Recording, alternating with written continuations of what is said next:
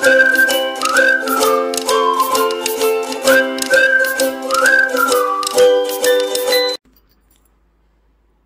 स्वामी समर्थ.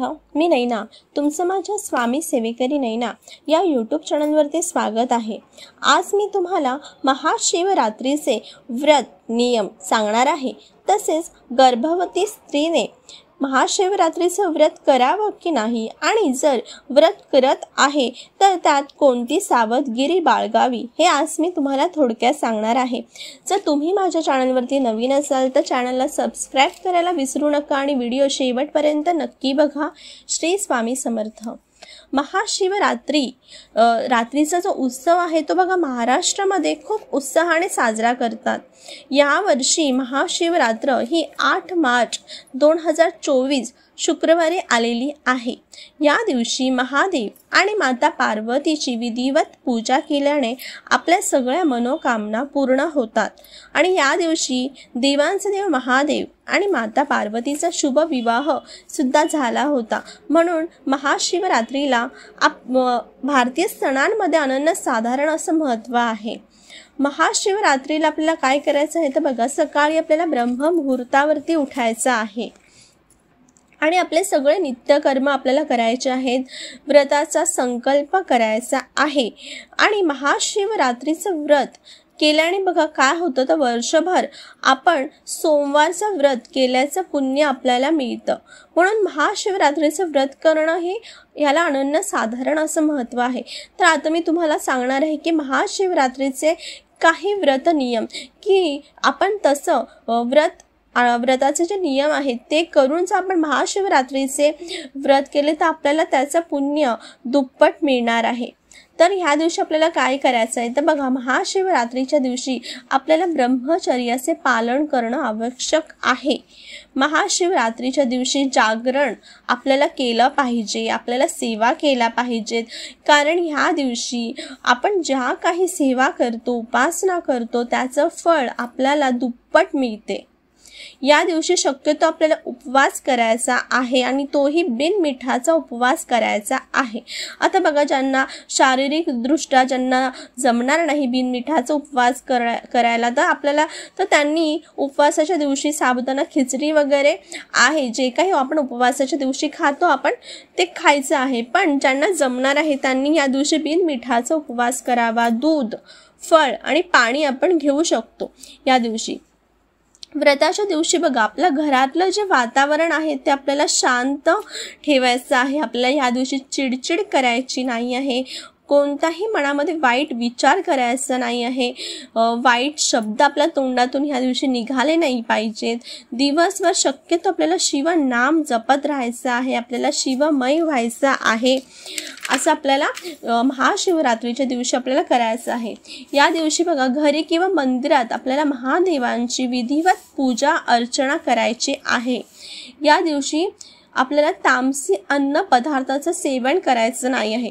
बघा, जे जण उपवास करणार आहेत ते तर खाणारच नाही आहेत, पण जे उपवास करणार नाही आहेत त्यांनी सुद्धा ह्या दिवशी शक्यतो तामसी अन्न पदार्थाचं सेवन करायचं नाही आहे. शिवपिंडीवरती बघा, आपल्याला पांढरे अक्षताच व्हायचे आहे, ते पण अखंड अक्षता व्हायचे आहेत.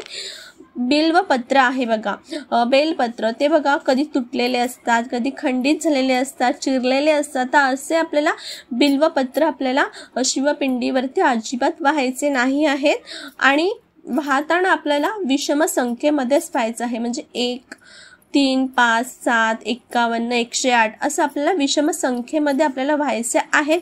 बिल्वपत्र वाहताना आपल्याला जो शेवटचा जो दांडा असतो, बिल्वपत्राचा शेवटचा तो दांडा असतो तो आपल्याला थोडासा तोडायचा आहे आणि त्यानंतरच आपल्याला बिल्वपत्र व्हायचे आहेत. बिल्वपत्र वाहताना देठाचं जे देठ आहे ते शिवपिंडीवरती आणि जी पानं आहेत ते आपल्या इथे अशा प्रकारे आपल्याला बिल्वपत्र व्हायचं आहे. त्यानंतर बघा, हळदी कुंकू शिवपिंडीवरती आपल्याला व्हायचे नाही आहेत, ते वर्ज्य आहे. त्यानंतर आपल्याला बघा, मद्यपान, मांसाहार या दिवशी करायचं नाही आहे. आणि शिवपिंडीवरती आपल्याला अभिषेक करायचा आहे. पण बघा, शिवपिंडीवरती चुकूनही शंख आहे, शंखाने आपल्याला अभिषेक करायचा नाही आहे. आपण जेव्हा सकाळी स्नान करणार आहोत त्या दिवशी आपल्याला काय करायचं आहे, तर आपल्याला अंघोळीच्या पाण्यामध्ये थोडेसे काळे तीळ घालायचे आहेत आणि त्यानंतर आपल्याला स्नान करायचे आहे. जेव्हा आपण शिवपिंडीवरती अभिषेक करू तेव्हा शिवपिंडीची दिशा आहे ही उत्तर दिशेला हवी आहे. आणि आता बघा, आता मी तुम्हाला सांगणार आहे की ज्या स्त्रिया गर्भवती आहेत त्यांनी महाशिवरात्रीचं व्रत करायचं की नाही. तर हो, महाशिवरात्रीचं व्रत हे गर्भवती स्त्री ही करू शकते. ठीक आहे, पण त्यासाठी काही थोडेसे नियम आहेत. तर नियम असे आहेत, तर काय करायचं आहे, तर बघा, त्यांनी घरच्या घरी आपल्याला पूजा करायची आहे. आपल्याला मंदिरात जायचं नाही आहे. म्हणजे गर्भवती स्त्रीने घरच्या घरी पूजा करायची आहे आणि फक्त मंदिरात जायचं नाही, कारण की मंदिरामध्ये बघा नागदेवताची जी मूर्ती असते, म्हणजे शिवपिंडीसोबत नागदेवताही असतो. तर असं म्हणतात की नागदेवतेची जी दृष्टी आहे ती गर्भवती स्त्रीवरती पडली की दोष लागतात. दोष म्हणजे कालसर्प दोष वगैरे जे दोष आहेत ते दोष लागतात. म्हणून गर्भवती स्त्रीने जर त्यांना झेपेल, म्हणजे व्रत झेपेल, त्यांना उपवास करता येत असेल तर त्यांनी उपवास करावा. जर त्यांना शक्य होत नसेल तर त्यांनी उपवास वगैरे काही केलं नाही तरी चालेल, त्यांनी फक्त पूजा अर्चना केली तरीही चालेल. तर त्यांनी घरच्या घरी आपल्या घरात जी शिवपिंडी आहे त्या शिवपिंडीची विधिवत पूजा करावी आणि पूजा अर्चना करावी. अशा प्रकारे त्यांना दोषही लागणार नाही आणि त्यांची महाशिवरात्रीची जी पूजा आहे ती सुद्धा पूर्ण होणार आहे.